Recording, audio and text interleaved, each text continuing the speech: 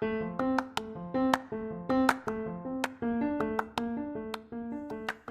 you, welcome to Sacrilegious Discourse. I'm husband. I'm wife. And together we're reading the Bible.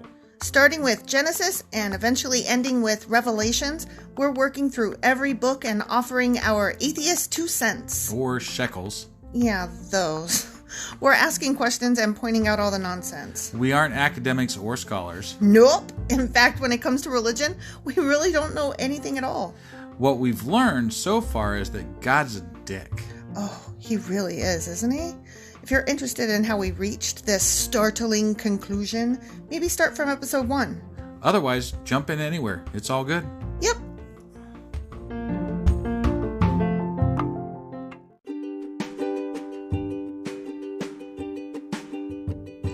Hey wife, we just got a new sponsor. It's Anchor. They must think we're doing something right because they picked us back up. That's amazing. Want to hear something even more amazing? Yeah?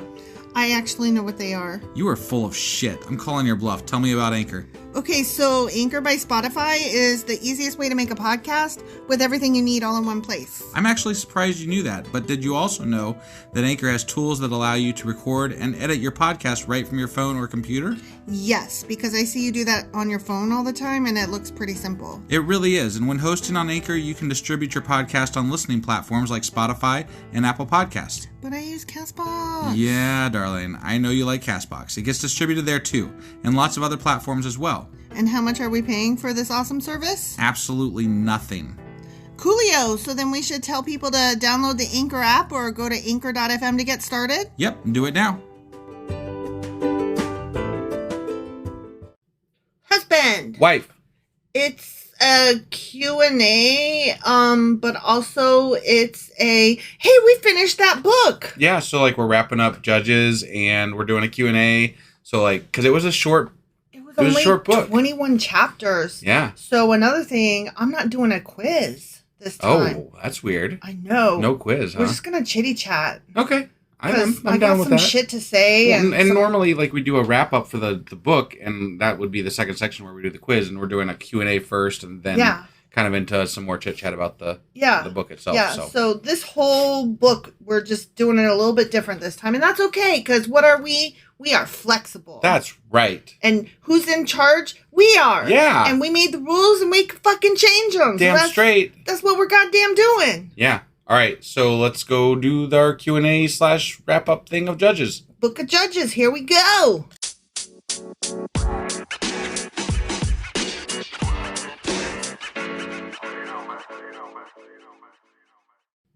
Okay, so the Book of Judges, 21 chapters, and a lot of shit went down. It did. It was actually pretty jam-packed with things going on. So much adventure. I mean, No.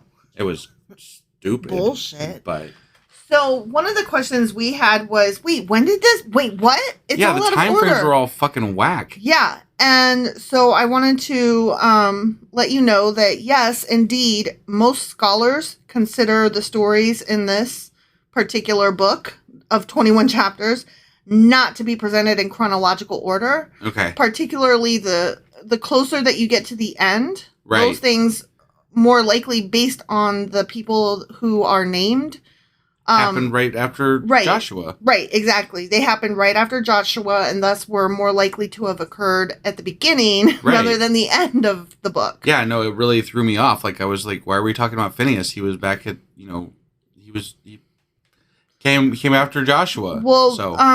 I'll get more into that in a minute, but the reason that that stuff was out of order is that it's believed that it was a political spin. Okay. And that it was tagged on to the end. What was the political? Like I said, I'll get into that in a minute. Okay. Because let's go through this a little bit. Well, you say the words politics, and I'm like, what? What? Ooh, hey, I'm in. Huh? I'm in. What's going on? Well, some of it we haven't got to yet. Like, they mentioned King David. We haven't got to King David yet. Got it. So I'm assuming that's in Kings. Probably. I mean, okay, so the phrase that they kept saying throughout this whole book was there were no kings. There were no kings. Right. And so a lot of people think, by people I mean scholars, a lot of scholars think that They kept saying that over and fucking over again to be like, and so, you know, that's why all this bad shit happened. Look at all the bad shit that happened when they didn't have a king. And it got better when they had kings. Right. Like, everything was so much better once they got a king in there. So it's almost like this book was put in there as an apologist. Right. You know what I mean? Right. The death of Joshua, like, let me back up a minute before we get into the whole kings thing. Okay, sure. So the death of Joshua, right? The book of Joshua. Yeah. Prior to Judges, that marks the division between the period of conquest when they're like going in, right? Yeah. Versus the period of occupation. Okay. And so the book of Judges talks about that period of occupation. They didn't do it very well. Right. But you notice that, like, in the beginning, they're talking about how they're going about this occupying. Yeah. Right. And then at the end, it's like more about these weird stories. Yeah. And the stories were less about Canaan and the promised land and occupying the promised land, right? Okay. I mean, you notice that. We both noticed that. Right. They were about these weird things that happened, you know, because there were no kings. Right. Okay. Right. Yeah. So what most scholars believe is that this stuff was put in as a way to excuse some of the way that we are going to see in the future that King David treated some of the people. Oh, okay. Like it's hard to say because we haven't got into it yet. So I don't know how King David, I know that there is a King David. But apparently he has to be like the, you know, firm father figure type thing. Right. Punish people and stuff. But apparently we're going to see him mistreat some particular tribes. And so this was supposed to be and here's why David did that. Okay. Even though we haven't got there yet. So one of the tribes must be Benjamin? Yes, that is exactly the tribe. So, okay. So it was stuck in, like I said, as a political spin and as an apologist. Someone was doing that chapter later on that we're going to get to, and they were like, this looks really bad if we don't do this. So right, exactly. Let's go back and fix this. Exactly. Okay. So they also believe that this whole thing was designed as a slur on the sanctuary of Dan. Oh. Like the tribe of Dan. Like, you remember the first couple of chapters were about the tribe of Dan? Yeah. And we were like, oh, we made fun of them in the beginning. And then now they're like, you know, the ones being made fun of here. Right. So, apparently they become significant in the kingdom of Israel further on. And so writers who are opposed to the presence of the idols. Yeah. You know, because there were so many idols all around this. Right. So they were like, fuck those Dan guys. Got it. You know what I mean? They were like, Dan is not the man. Yeah, exactly.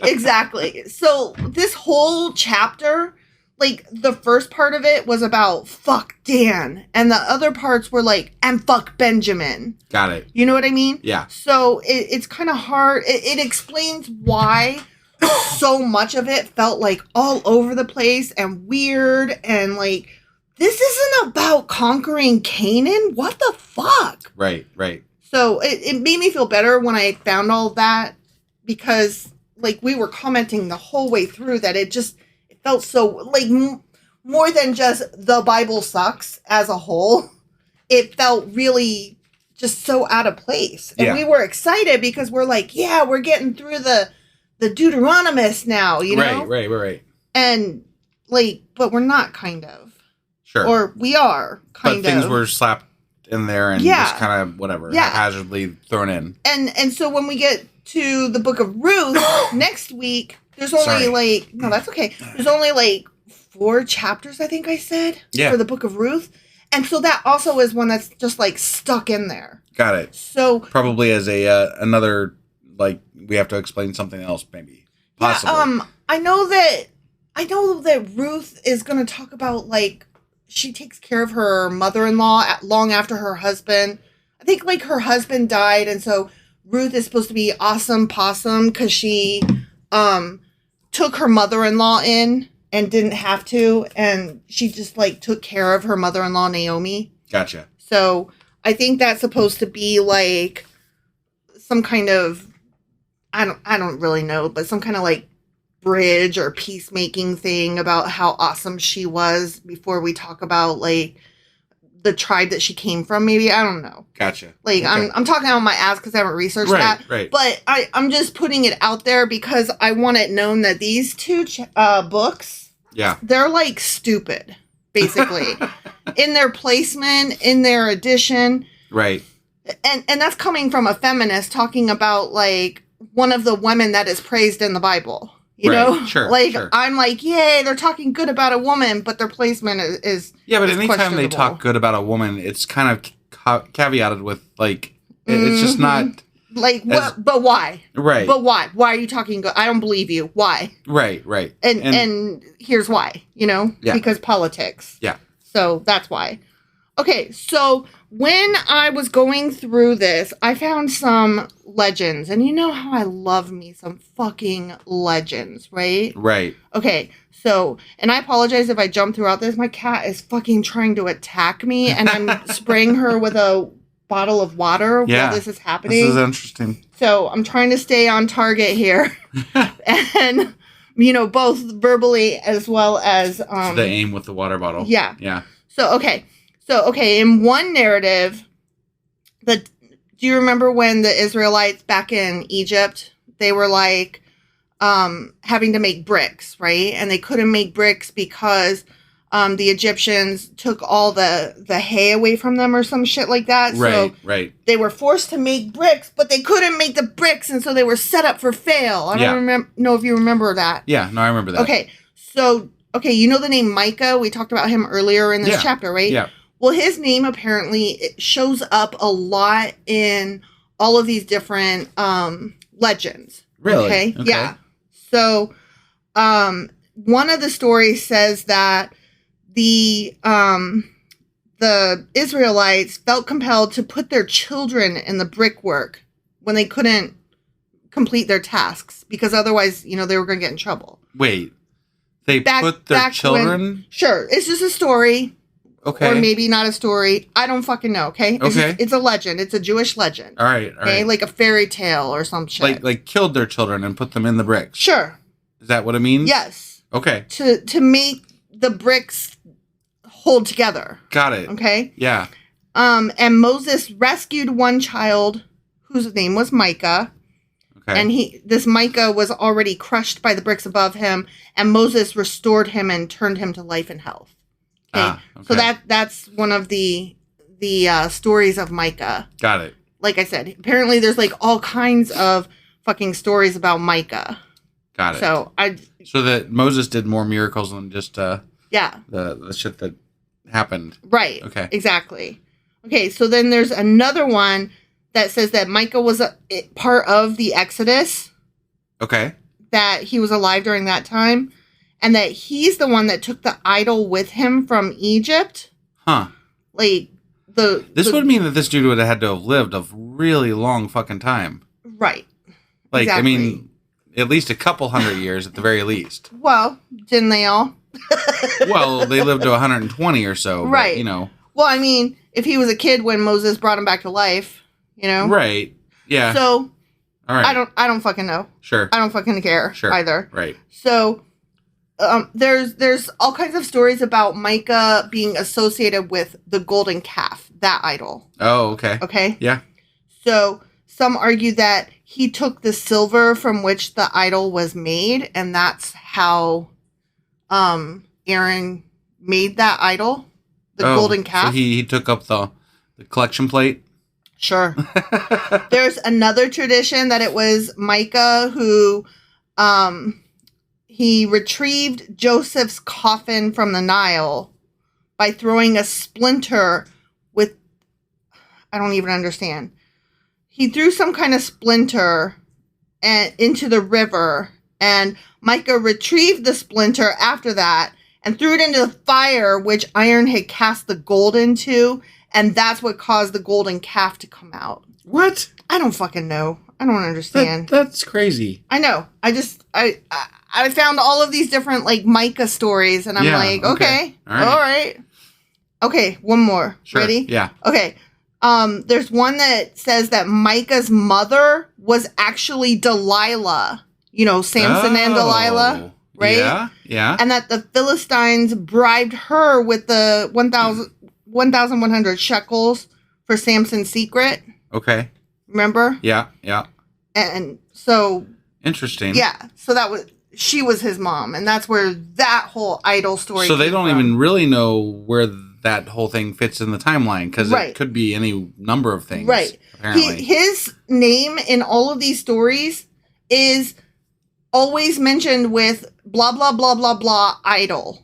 Got it. You know what I mean? Yeah. Whether it was he made an idol, his mom made an idol, he caused Aaron to make the idol. So it sounds like there might have been competing stories, and they chose one to go into the Bible. Sure. Like, two, actually. Right. The Aaron had the idol and the Micah idol. Right. Yeah. So there's all that. Okay. Which all right. I found that interesting because we actually know all those stories now. Yeah. So what? No, Weird. it's funny to me because sometimes these side stories come up, right? Mm-hmm. And if they would have just worked with some of these stories, they could have made the Bible a lot more cohesive. Right. Like it could have been a better story thing. Yeah, a better story. It made me interested. There were several Jewish fairy tales and legends, books mentioned that I might actually be interested in reading just as literature. You know? Yeah. Fairy tales, only these are Jewish ones. Right. And how cool is that? You get German fairy tales, the Grimm brothers, and then you get the Jewish fairy tales, and they got Micah and stuff in there. Yeah. So I don't know. I thought that was cool stuff. Yeah. No, definitely. All right. Here's some more. Okay. So we already talked about the political spin and, the ones who were supposed to have been doing bad things against, the tribe of Benjamin. Yeah. Was the tribe of Judah. Okay. So that's another thing. Doing bad things against the tribe of Benjamin. What do you mean? Atrocities. I don't know. Okay. We haven't got there yet. Okay. So all right. Who knows? Got it. But we need to be looking out for atrocities that Judah does against Benjamin, which is why we get to see Benjamin being bad. Got it. You know what I mean? Okay. So Benjamin gets slaughtered, and then they also get put upon later again. Right. It's that Benjamin did bad things is why they got slaughtered. Right. Benjamin... But then they had to regrow as a tribe, and then they got... Something else happened. Right. They got really screwed over again. Yeah. Okay. Yeah. But we're not supposed to, feel the they got screwed over part. We're supposed to feel the they were doing horrible things part. Yeah. The fact that they got screwed over, they had that coming. I guess, but they don't really explain how many people were it wasn't the entire fucking tens of thousands of people standing outside this dude's house, right? That didn't happen. Yeah. So what exactly were they being punished for, or was it just political? What was this exactly? What they're saying is the tribe of Benjamin had a bunch of rapey fuckers. Yeah. They all had idols. They were all rapey, and then they stood together and would not turn over the rapists because they there's supposed to be a bigger story that we're to take from this, which isn't that this particular thing happened and these 2 or 10 individuals were guilty. The reason they weren't turning them over is because that's how they all acted. Right. We're supposed to take away from this, that tribe of Benjamin, they were always having rapes and they were always having idols and they were always doing this bad false god worship. Oh, Benjamin, how far away from God you've come. It's just for the best-selling book of all time. It's not a very good story. Yeah, the fact that I had to go into Wikipedia to find this shit out and have it explained to me is that's bad. Right. I shouldn't have to look at something else to explain what I'm supposed to take away from this. I would find it kind of interesting if somebody put together a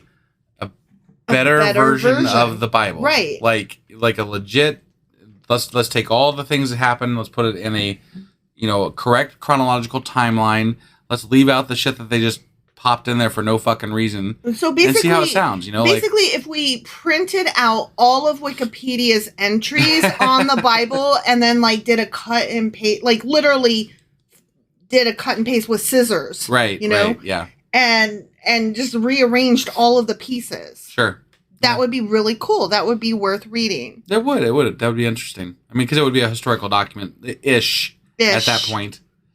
Ish. Right. I'm definitely. Right. So, I just, the stories are so broken, though, in the Bible that it's, like, really, really hard to follow sometimes. So. Well, then there's another one. I didn't even make note of this. I just remember reading about it, that the whole thing with Micah was actually two different stories stuck together. Oh, okay.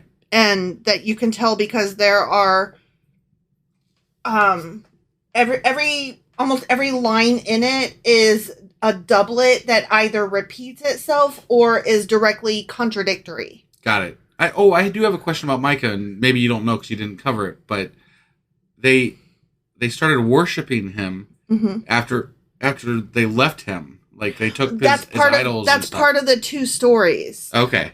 In one of the stories, his mom made the idols of him. Yeah. But in the other one, they're just false gods. Oh. Okay. Not necessarily him. So it's more likely that when they took the idols, they weren't worshiping Micah. Okay. They were worshiping and whatever. That's one of those things that they don't clarify exactly. very well. It's like, well, why are they fucking worshiping Micah's idols, but they told Micah he had to stay behind? Like, right. That's really fucking weird. That's stupid and weird. Right. Yeah, it makes so much better sense. And how do you edit or write that Bible and say, yeah, this looks good? Yeah. No, I mean, you know what I'm saying? Like, I'm totally there with you. Like, as I'm reading all of these research pieces on this, I'm like, oh, that makes sense. And then by the time I bring it to you, I'm like, oh, and here's the facts. Well, and I have to question, like, even today, like, it's still an evolving document that they edit and change and revamp and whatever. Like, why hasn't somebody today fixed some of this stuff? Like, why hasn't that happened? That's another thing. As I'm studying the quote unquote studying, right? I mean, how far down the rabbit hole? Yeah, do I go? No. I mean, we're glossy. We're glossy studying. But yeah, exactly. So as I'm reading over this stuff, I'm like reading. At first, researchers thought, and so this is researchers from like 1,000 years ago. Okay, and then more recently. So within the last few hundred years, but now today researchers think, so you're getting like 3 different research studies. Got it. You know what I mean? Well, and part of it probably depends on the mindset at any given time and the cultures and all that, like what's going on in the world and everything. So and then that is separate from the rabbinical historians who are the actual Jewish people who spend their entire lives doing nothing but dedicating themselves to researching this stuff. Sure. Like, that is not just their job. It is their job, but it's also their sole purpose and everything they do. They take it very seriously. I think I would be very interested in some of the apologetic arguments for the Jewish culture and Jewish religion, because they rely on the Old Testament, and so far I'm very appalled by the Old Testament. Appalled, I'm like unimpressed. So like I would be much more interested in an apologetics argument for the Jewish community than I would be for a Christian community. I think that what you'll find with the Jewish community is that there won't be apologists. Got it. They are much, and apologies in advance if I'm misstating this. This is, again, just based on my understanding. My guesses on what I've read. Sure.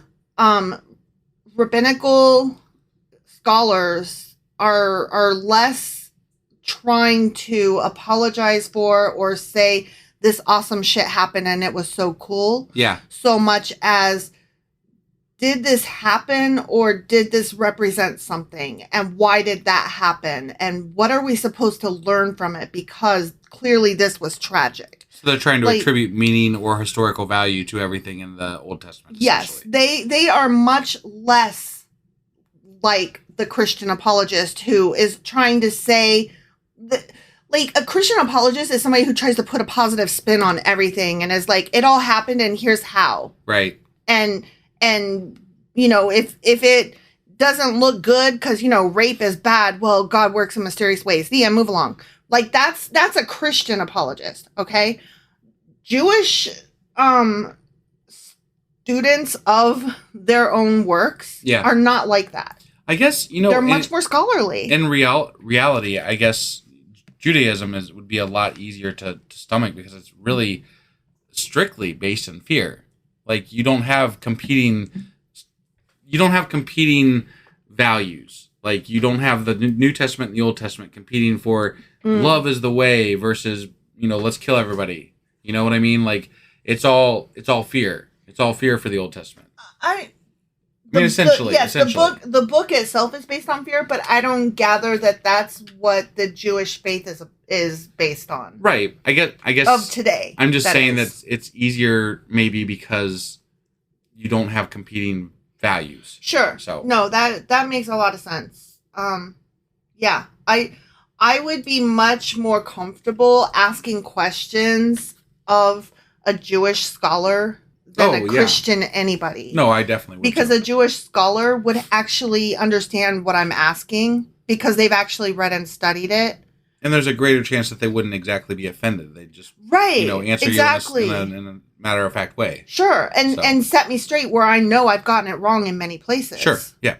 I would never want to sit down with a Christian scholar because unless they have a similar mindset. I mean, we have met people.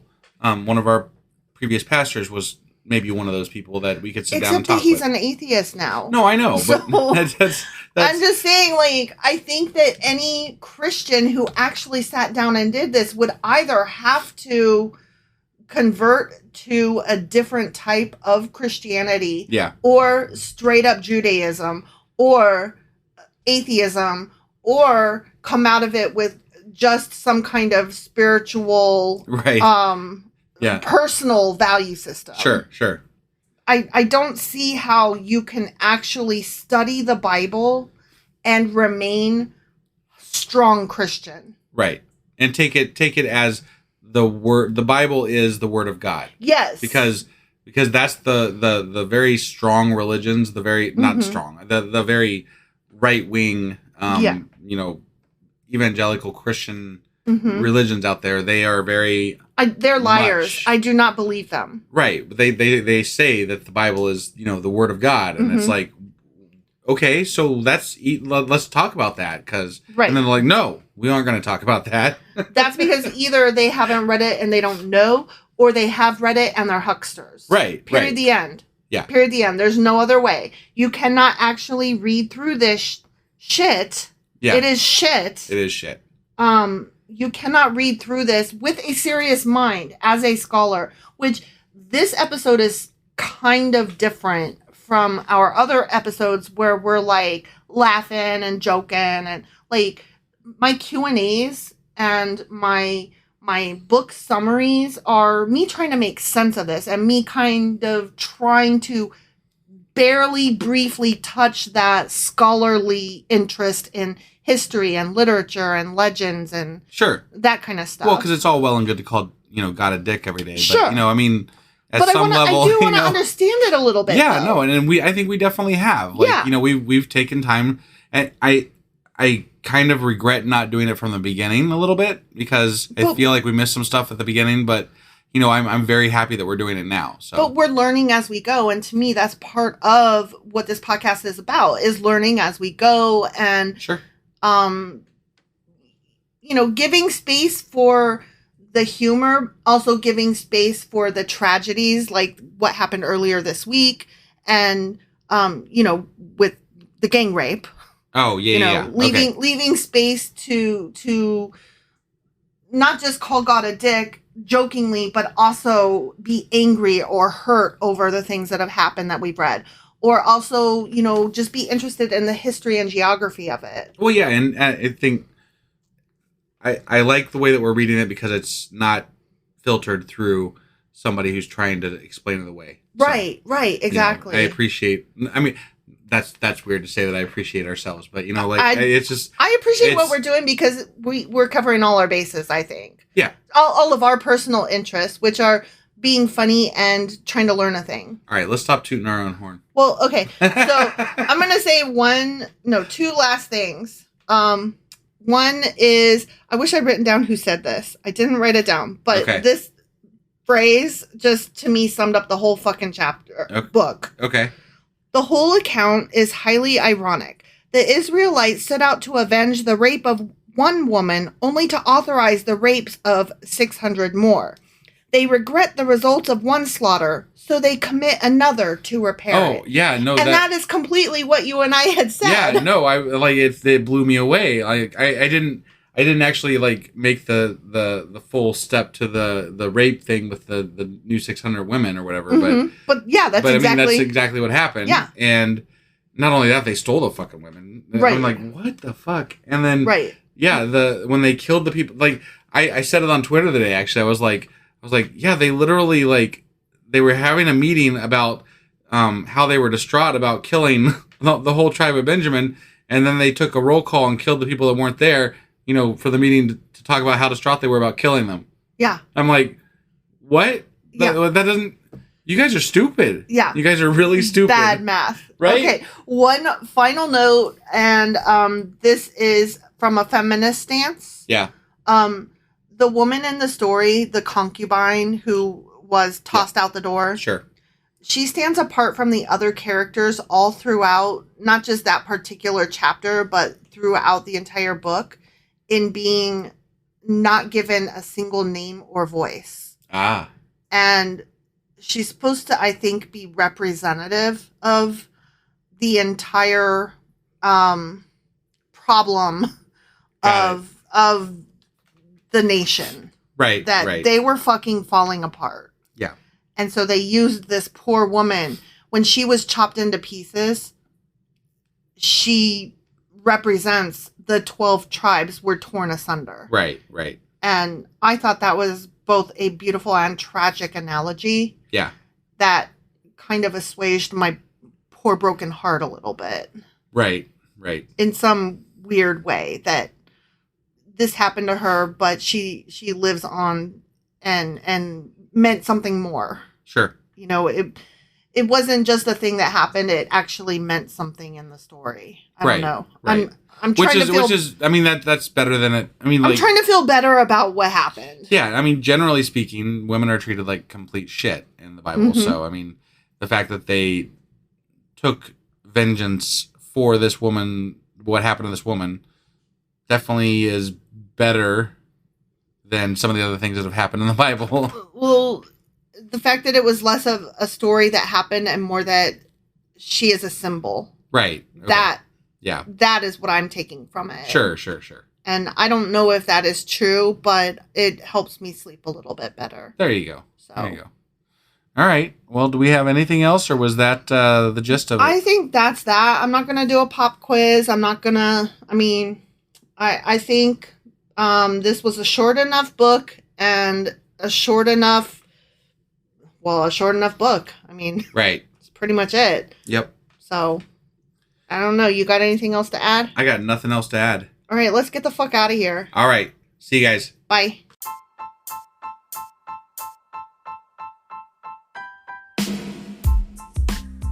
Husband. Yes, wife? Remember how you told me we're on Patreon now? Yeah, why? Because we're starting something new for Patreon members only. Every couple of weeks, we'll cover something in the news, a current event, or something we feel strongly needs to be discussed. And only subscribers get to hear our discussion. That's right. It's all for our Patreon members as a thank you for their support. Join now for as little as $2 a month to get all of our extra content. Go to patreon.com/sacrilegious discourse. Do it now.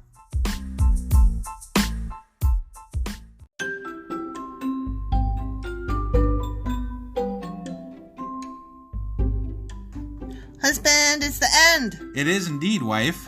Tell the people where they can contact us. Well, they can get a hold of us via our email, which is sacrilegiousdiscourse@gmail.com. We have Twitter at sacrilegious_D. For D's nuts. Oh, why do you keep doing that? Ugh. All right, we have a Facebook page, an Instagram page, and a Pinterest page. But if you really want to get our attention, Twitter's where it's at. Twitter is where you're at. Yeah. And they should also review, like, and subscribe, yeah? Definitely. Apple Podcasts reviews help us out tremendously. And we also can use your support on Patreon, which is a great place to support us as well. That would be at patreon.com/sacrilegiousdiscourse. Don't forget to say thanks. Thanks. Okay, bye. Bye.